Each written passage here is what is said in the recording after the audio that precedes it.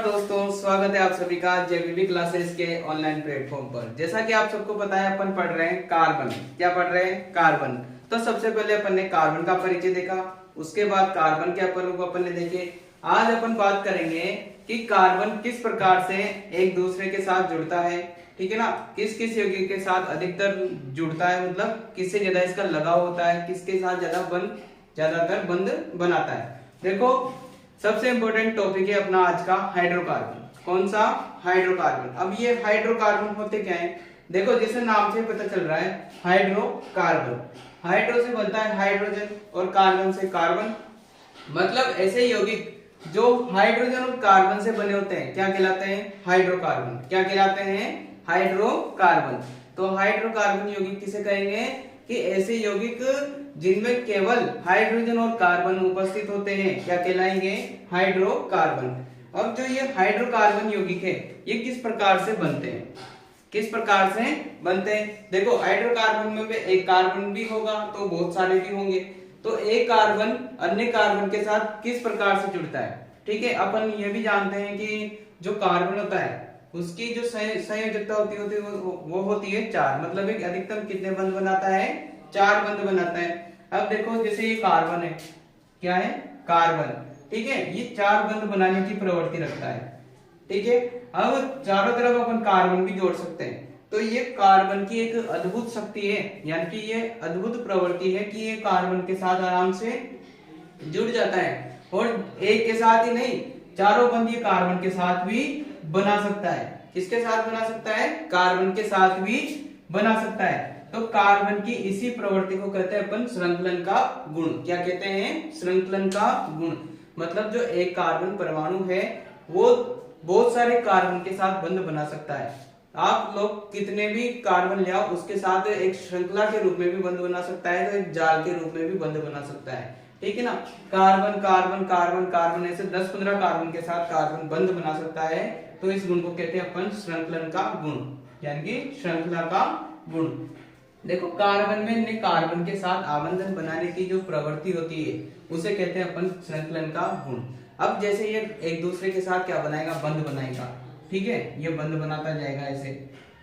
अब अपन ने पढ़े हैं कि सिंगल बंध भी होते हैं, तो डबल बंध भी ये बना सकता है। ये 3 बंध भी बना सकता है। ठीक है, ऐसे बीच में नहीं, यहाँ साइड में 3 बंध भी बना सकता है। तो ये अद्भुत शक्ति रहती है कार्बन के पास, एकल बंध बनाने की, द्विबंध बनाने की, त्रिबंध बनाने की। तो और जितनी भी संयोजकता बची है, जैसे इस कार्बन के 3 बंध हो गए, एक संयोजकता और बची, तो इधर हाइड्रोजन जुड़ जाएगा। ठीक है, तो हाइड्रोजन आराम से जुड़ जाएगा क्योंकि हाइड्रोजन को भी एक इलेक्ट्रॉन की आवश्यकता होती है। तो इस प्रकार से कार्बन और हाइड्रोजन से जो यौगिक बनते हैं उन्हें क्या कहते हैं अपन? हाइड्रोकार्बन। तो हाइड्रोकार्बन किस कारण बनते हैं? क्योंकि कार्बन में कौन सा गुण पाया जाता है? श्रृंखलन का गुण। उसके बाद जो अपन देखते हैं कि हाइड्रोकार्बन ये श्रृंखला के आधार पर, इनकी जो संरचना होती है इसके आधार पर इनको 2 भागों में बांटा जाता है। ठीक है ना। जो हाइड्रोकार्बन है अपने, उनको संरचना के आधार पर कितने भागों में बांटा जाता है? 2 भागों में बांटा जाता है।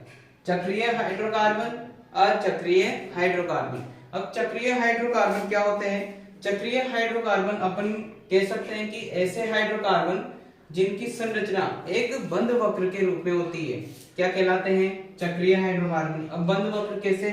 जैसे ये देखो, CH2 इसके साथ बंध बना रखा है, एकल बंध है। ठीक है, फिर इसने इसके साथ बंध बना रखा है, इसने इसके साथ बंध रखा है। एक पूरा साइकिल बन रहा है। ठीक है, कहीं से भी एक खुला हुआ नहीं है, पूरा वृत्त बन रहा है। ठीक है ना। इस प्रकार से एक बंध वक्र बन रहा है। तो ये क्या कहलाएगा? चक्रीय हाइड्रोकार्बन। क्या कहलाएगा? चक्रीय हाइड्रोकार्बन। और अचक्रीय जो एक श्रृंखला के रूप में होते हैं, ठीक है, इनमें बंध वक्र नहीं पाए जाएंगे, तो इस प्रकार के हाइड्रोकार्बन क्या कहलाएंगे? अचक्रीय हाइड्रोकार्बन। अब देखो, हाइड्रोकार्बन कैसे? केवल कार्बन हाइड्रोजन है, केवल कार्बन हाइड्रोजन है, तो इसे कह सकते हैं हाइड्रोकार्बन है। इसमें भी कार्बन कार्बन है। अब देखो, कार्बन ने एक बंध बना रखा है, अभी भी इसकी 4 में से एक ही संयोजकता पूरी हुई है। कितनी बच रही है? अभी भी 3 और बच रही है। तो 3 पर अपन क्या जोड़ देंगे? आराम से हाइड्रोजन जोड़ देंगे। इस वाले कार्बन को देखो, अभी इसकी केवल 2 संयोजकता पूरी हुई है, तो 2 हाइड्रोजन और जुड़ जाएंगे। कितनी हो गई? 4 हो गई। इसकी देखो, एक संयोजकता पूरी हो रही है, कितनी बाकी है? 4 में से तीन बाकी है तो तीनों तरफ क्या जुड़ जाएंगे, हाइड्रोजन जुड़ जाएंगे। तो इस प्रकार से हाइड्रोकार्बन का निर्माण होता है। और देखो ये बंध वक्र के रूप में नहीं है, एक श्रृंखला के रूप में है। तो ये कौन सा हाइड्रोकार्बन है, अचक्रीय हाइड्रोकार्बन है। तो चक्रीय अचक्रीय समझ में आया। चक्रीय में एक बंध वक्र का निर्माण होता है, जबकि अचक्रीय में क्या होती है, एक श्रृंखला होती है। अब बात करते हैं कि जो ये कार्बन कभी तो 2 आ जाते हैं श्रृंखला में, कभी 3 आ जाते हैं, कभी 4 भी आएंगे, कभी 5 भी आएंगे, कभी 6 भी आएंगे। ठीक है, कैसे, जैसे 5 कार्बन ले लो, ऐसे ही 6 भी जोड़ सकते हैं अपन। तो इनका नामकरण किस प्रकार से किया जाता है, तो वो आज अपन देखेंगे कि जब एक कार्बन होता है तो उसका नाम होता है मेथ। क्या नाम होता है, मेथ। ठीक है ना। कहां से स्टार्ट करेंगे अपन, एक कार्बन से, उसका नाम क्या रखेंगे, मेथ। 2 कार्बन का नाम रखेंगे अपन एथ, क्या रखेंगे, एथ। और 3 कार्बन का नाम रखेंगे अपन प्रोप, क्या नाम रखेंगे, प्रोप। 4 कार्बन का नाम रहेगा ब्यूट, क्या नाम रहेगा, ब्यूट। 5 का रहेगा पेंट, क्या रहेगा, पेंट। और 6 कार्बन का नाम रहेगा हेक्स, क्या नाम रहेगा, हेक्स। तो ये 6 के 6 नाम अपन को कंपलसरी याद होने चाहिए। ठीक है ना, मेथ, एथ, प्रोप, ब्यूट, पेंट और हेक्स, क्योंकि इन्हीं की सहायता से अपन आगे चलकर इनका नामकरण करने वाले हैं। ठीक है ना, यौगिकों का नामकरण करने वाले हैं। तो अपनी पहली सीढ़ी है कि 6 नाम अपन को याद होने अति आवश्यक है। कौन कौन से, मेथ, एथ, प्रोप, ब्यूट, पेंट, हेक्स। ठीक है, तो अगर इनको अपन 2-3 बार बोलेंगे तो अपन को आराम से याद हो जाएंगे। तो हाइड्रोकार्बन समझ में आया, 2 प्रकार के होते हैं, चक्रीय, अचक्रीय। अब अपन देखेंगे इसकी पहली श्रेणी, हाइड्रोकार्बन की पहली श्रेणी कौन सी, अपनी एल्केन श्रेणी। कौन सी श्रेणी, एल्केन श्रेणी। चलो उस पर जाने से पहले मैं थोड़ी सी चर्चा कर लेता हूं। देखो मैंने अभी यौगिक बनाए थे, जैसे ये यौगिक है, ये भी कोई हाइड्रोकार्बन है, ये भी कोई हाइड्रोकार्बन है। ठीक है, अब देखो जिस भी यौगिक में सारे बंध अगर एकल बंध है, ठीक है, कौन से बंध है, एकल बंध है, कहीं भी डबल बॉन्ड नहीं है, तो वो यौगिक होता है संतृप्त यौगिक। कौन सा यौगिक होता है, संतृप्त यौगिक। ठीक है ना। और जिस यौगिक में द्विबंध हो, अगर एक भी द्विबंध हो पूरे यौगिक में, या फिर पूरे यौगिक में अगर एक भी त्रिबंध हो, एक जगह भी त्रिबंध उपस्थित हो, तो ऐसे यौगिक कहलाएंगे असंतृप्त यौगिक। कौन से यौगिक कहलाएंगे, असंतृप्त यौगिक। तो संतृप्त और असंतृप्त के मध्य अंतर समझ में आया होगा कि अगर सारे यौगिक में सभी जगह केवल सिंगल बंध है, एकल बंध है, तो वो यौगिक कहलाएगा संतृप्त यौगिक। और अगर उस यौगिक में एक भी द्विबंध है या एक भी त्रिबंध है, तो उसे कहते हैं अपन असंतृप्त यौगिक। क्या कहेंगे, असंतृप्त यौगिक। अब जो अपन एल्केन श्रेणी पढ़ते हैं, इसमें सारे बंध कौन से होते हैं, सिंगल बंध होते हैं। मतलब एल्केन श्रेणी में कौन से यौगिक आएंगे, संतृप्त यौगिक आएंगे। कौन से, संतृप्त यौगिक। तो एल्केन श्रेणी कैसे बनती है, कार्बन के मध्य कौन सा बंध पाया जाएगा, एकल बंध। देखो ये कार्बन है, ठीक है, पहले एक कार्बन लेंगे, इसमें सारे एकल बंध बनाकर हाइड्रोजन जोड़ देंगे। हो सकता है 2 कार्बन हो, उनके बीच भी सिंगल, हो सकता है 3 कार्बन हो, उनके बीच भी क्या आएंगे, सिंगल। 4 हो तो उनके बीच भी सिंगल। ऐसे कितने ही कार्बन हो बने, लेकिन उनके मध्य कौन सा बंध होना चाहिए, सिंगल बंध होना चाहिए। तो वो श्रेणी कौन सी होगी, अपनी एल्केन श्रेणी होगी। कौन सी श्रेणी होगी, एल्केन श्रेणी। एल्केन श्रेणी का सामान्य अणुसूत्र CnH2n+2 होता है। क्या होता है, CnH2n+2। अब यहाँ n क्या है, उस यौगिक में कार्बन की संख्या। क्या है, कार्बन की संख्या। और जितनी संख्या होगी इस हिसाब से उनके नाम लिख दिए जाएंगे। तो अणुसूत्र का जो है CnH2n, ये हमेशा याद रखना पड़ेगा। ठीक है, किस प्रकार के यौगिक बनते हैं, इसमें संतृप्त यौगिक बनते हैं। और इसका अनुलग्न देखो, अनुलग्न और पूर्वलग्न क्या होते हैं। पूर्वलग्न जैसे कि हिंदी में क्या होते हैं, उपसर्ग होते हैं, उसी तरह केमिस्ट्री में अपने क्या होते हैं, पूर्व लग्न होते हैं। और अनुलग्न जो होते हैं वो प्रत्यय की तरह, जो मतलब शब्दों के पीछे लगते हैं, तो उन्हें क्या कहते हैं अपन, अनुलग्न। और पूर्व लग्न क्या होंगे, उपसर्ग की तरह आगे लगेंगे। ठीक है, पूर्व लग्न तो आगे लगेंगे और अनुलग्न पीछे लगेंगे। तो एल्केन श्रेणी का कोई भी पूर्व लग्न नहीं होता है, इसका अनुलग्न लगता है अपने एन। क्या लगता है? एन, यानी कि शब्दों के पीछे क्या लगेगा? एन लगेगा। अब बात करते हैं इसके सदस्यों की। देखो इस सूत्र में अगर n बराबर 1 रखेंगे, जो सामान्य अनुसूत्र है, अपन कौन सी श्रेणी बनाने जा रहे हैं? अपन एल्केन श्रेणी बनाने जा रहे हैं। अगर n बराबर 1 रखें तो देखो सूत्र क्या होगा? C, एक को दर्शाना जरूरी नहीं होता, ठीक है ना? C। अब इस H2n+2 में 1 रखेंगे। अगर यहाँ 1 रखेंगे 2 × 1 2, 2 + 2 कितने हो जाएंगे? 4। तो H क्या हो जाएगा? 4 हो जाएगा, यानी कि CH4। क्या हो गया? CH4।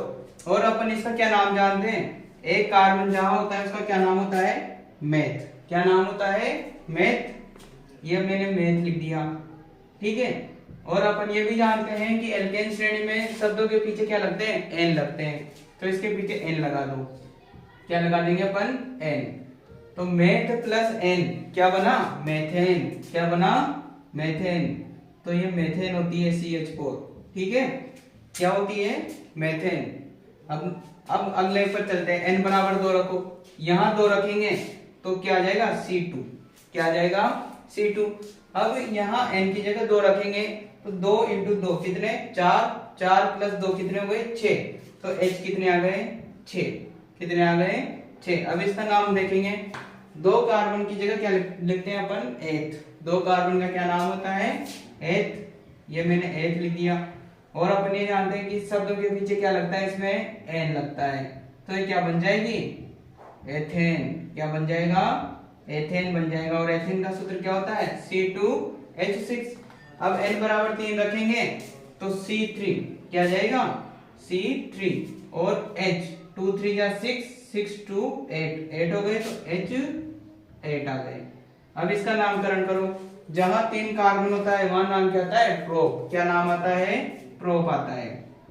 प्रोप प्लस एन तो क्या बन गया? प्रोपेन। क्या बन गया? प्रोपेन, ठीक है। अब n बराबर 4 रखेंगे, n बराबर 4 रखेंगे तो C4 हो जाएगा। और H 2 4 जा 8, 8 और 2 10, यानी कि H10। और 4 कार्बन का क्या नाम होता है अपने पास? ब्यूट। क्या नाम होता है? ब्यूट। अब ब्यूट के पीछे क्या लग जाएगा? एन लग जाएगा। तो क्या बन गया ये? ब्यूटेन। क्या बन गया? ब्यूटेन। तो ब्यूटेन का सूत्र क्या हो गया अपने पास? C4H10। इसी प्रकार से अगर अपन n बराबर 5 रखेंगे तो C5H12। और इसी प्रकार से अगर 6 रखेंगे तो C6H14 हो जाएगा। और इनका नाम क्या बन जाएगा? 5 कार्बन का क्या नाम होता है? पेंट। क्या नाम होता है? Pent plus N. क्या बन गया? पेंटेन। तो पेंटेन का सूत्र क्या हो जाएगा अपने पास? C5H12, ठीक है। और C6H14 का क्या नाम हो जाएगा? Hex plus N. क्या बन गया? हेक्सेन। तो ये थी अपनी कौन सी श्रेणी? एल्केन श्रेणी। एल्केन श्रेणी में कार्बन कार्बन के मध्य कौन सा बंध पाया जाता है? एकल बंध। इसका सामान्य अनुसूत्र क्या होता है? CnH2n+2। ये किस प्रकार के यौगिक बनते हैं? इसमें संतृप्त यौगिक बनते हैं। अनुलग्न क्या लगता है? एन लगता है। तो ये अपना हाइड्रोकार्बन, जिसकी अपने पहली श्रेणी पढ़ी है एल्केन श्रेणी। इसके बाद अपन पढ़ेंगे एल्कीन और एल्काइन श्रेणियां। तो आज की क्लास में इतना ही, ठीक है ना। अगर आपको इसमें कोई डाउट है तो आप कमेंट बॉक्स में जरूर बताएंगे। धन्यवाद।